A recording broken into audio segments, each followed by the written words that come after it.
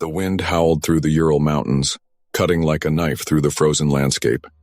It was February 1959, and 9 experienced hikers from the Ural Polytechnical Institute had set off on an expedition that none would return from. The route was treacherous, but these were seasoned mountaineers. They had prepared for the harsh conditions, meticulously planning their every move. And yet something inexplicable would claim their lives most disturbingly. Days passed, without word from the hikers, and when rescuers finally braved the snow-covered slopes to find them, they uncovered a nightmare. The group's tent was discovered first. It was still upright, partially buried in the snow, but there was something deeply wrong. It had been slashed open from the inside.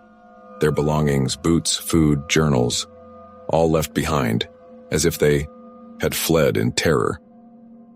Footprints led away from the tent, scattered and desperate, some of them barefoot, others wearing only socks. Following the tracks, the search team stumbled upon the first 2 bodies, lying near the tree line. Their hands were raw, fingers splintered, signs that they had tried to climb a tree. Perhaps to escape. Something. But what? More bodies were found soon after, their faces frozen in expressions of agony, some with strange injuries that didn't align with a simple case of hypothermia.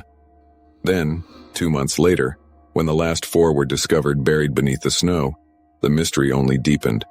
1 had a crushed skull. 2 had shattered ribs, injuries resembling those from a car crash, yet with no external bruising. Another was missing her tongue, her eyes, and parts of her lips. And, perhaps strangest of all, traces of radiation were found on some of the victims' clothing. The Soviet investigation concluded that the hikers had died due to a compelling natural force. No further explanation was given. The case was quickly closed, files classified, and speculation took hold. What force could have driven these experienced hikers to escape their tent, flee into sub-zero temperatures, and meet such horrific ends? Theories range from the logical to the bizarre. Some believe a sudden avalanche forced them to escape in panic, only to succumb to the elements. But the tent's position and the lack of typical avalanche debris challenge this idea. Others suspect infrasound, a natural phenomenon where strong winds can create low-frequency vibrations that induce panic, confusion, even hallucinations. But could mere sound explain the brutal injuries? Then there are the darker theories.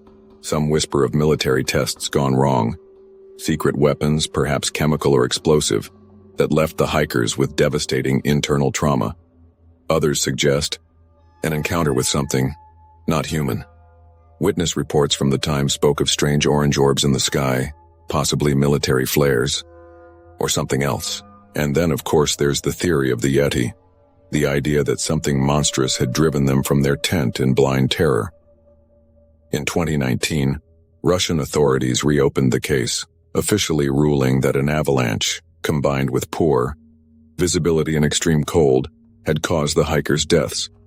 But this explanation fails to satisfy many. The inconsistencies, the missing evidence, the eerie silence from officials. There's something unsettling about it all. Something that keeps this case from being put to rest. To this day, the Dyatlov Pass Incident remains one of history's most chilling unsolved mysteries. 9 lives, lost to an unknown force, their final moments forever frozen in time. Whatever happened on that mountainside in 1959, one thing is certain: the Ural Mountains will never give up all their secrets.